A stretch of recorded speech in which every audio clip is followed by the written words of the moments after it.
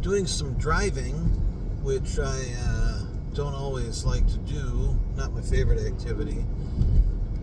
But at the same time, I really enjoy driving for longer distances because I get to do some thinking and I get to get the mind wander more than I normally might. It goes into deeper thought. And I had a conversation earlier today about happiness and sadness. And I had found myself thinking about these couple of things recently. And I know other people have said it before. I can't tell you exactly who. I remember having heard it from before. But the value of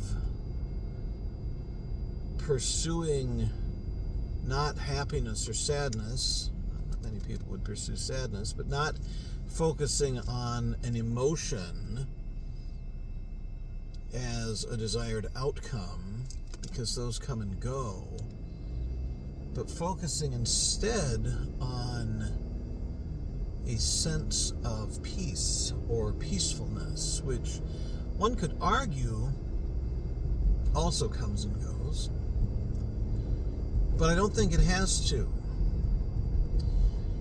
The peacefulness that you can cultivate can lay beneath or can stand in transcendence to the emotions that you feel at a given time. We probably don't have to think so much about peacefulness in contrast with happy feelings, but think about how you can have a peacefulness at the same time as feeling sadness.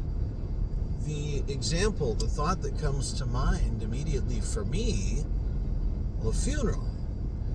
I can, on the surface, and even from the depth of my heart, feel great sadness and great loss and a longing.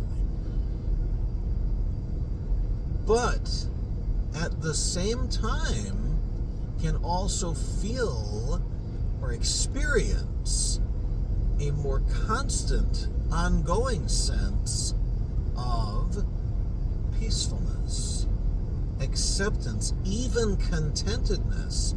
I don't have to like the circumstance, but I can choose to have any of those things as I feel all kinds of things. I can choose, in spite of extreme happiness or extreme sadness or extreme hunger or extreme whatever, I can choose to maintain perceiving these things through the lens of a peaceful inner disposition. And that can go on and on and on, just like the waves of the sea. We can have that, we can maintain that in spite of and beneath or in transcendence to the things that we feel and the emotions that come and go and rise and fall, and that can sometimes cause havoc or great distraction in our life. And so I think more so of greater importance than seeking happiness or seeking ecstasy or coming from a place of want when it comes to the emotions that we feel that come and go. Having a constant source of peacefulness that allows us to come into an inner balance on the spectrum of the emotions to me, that seems like a place to focus on. And I think the best way to achieve that involves meditative practice, mindfulness, and keeping in mind that you have control. You may not control the things that happen. You may not control the circumstances that you encounter.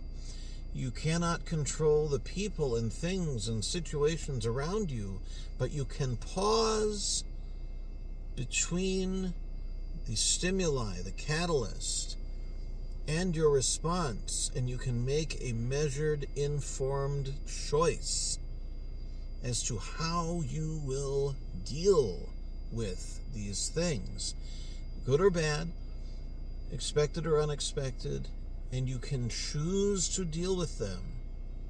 You can choose to interact with them, and you can choose to respond to them from a place of peacefulness and contentedness within.